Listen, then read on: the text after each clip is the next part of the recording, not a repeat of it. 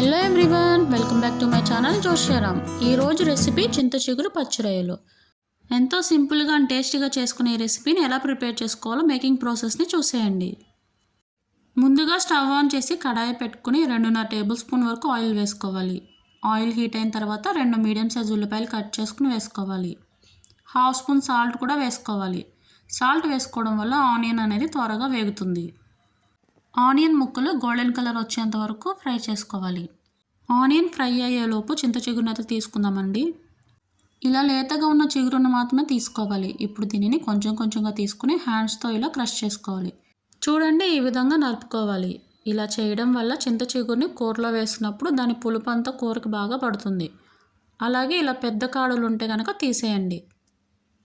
Onion అనేది ఈ విధంగా దోరగా వేయించుకోవాలి. ఇప్పుడు అందులోకి 1.5 స్పూన్ అల్లం వెల్లుల్లి పేస్ట్ వేసుకుని పచ్చివాసన పోయేంత వరకు ఫ్రై చేసుకోవాలి. ఇక్కడ నేను 1/2 kg వరకు రొయ్యలు తీసుకున్నానండి. వాటిని నీట్గా క్లీన్ చేసుకుని వాష్ చేసి రెడీగా పెట్టుకున్నాను. ఇప్పుడు వీటిని కూడా వేసుకుని అల్లం వెల్లుల్లి పేస్ట్ అంతా కోట్ అయ్యేలాగా బాగా మిక్స్ చేసుకోవాలి. చూడండి, ఇలా మిక్స్ చేసుకున్నాక మూత పెట్టుకుని లో ఫ్లేమ్లో ఉడికించుకోవాలి.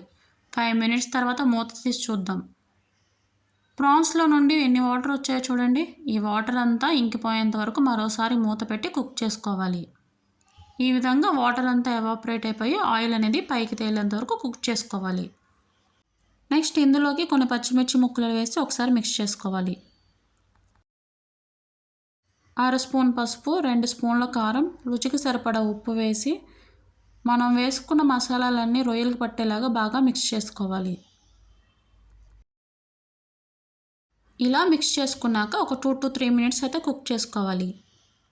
నెక్స్ట్ 1.5 గ్లాస్ వరకు వాటర్ అయితే వేసుకుని మిక్స్ చేసి మూత పెట్టి ఒక 10 నిమిషాల వరకు మీడియం ఫ్లేమ్లో ఉడికించుకోవాలి. ఇప్పుడు 1/2 స్పూన్ ధనియా పౌడర్, 1/2 స్పూన్ గరం మసాలా వేసి మిక్స్ చేసుకుని మరొక 5 నుంచి 6 నిమిషాలు అయితే ఉడికించుకోవాలి.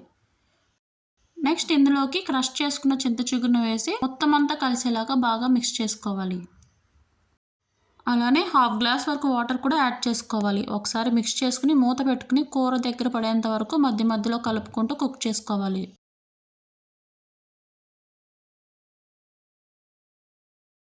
చూడండి, ఇలా ఆయిల్ పైకి తేలితే గనక మన చింత చిగురు పచ్చి రొయ్యల కూర రెడీ అయిపోయినట్టు.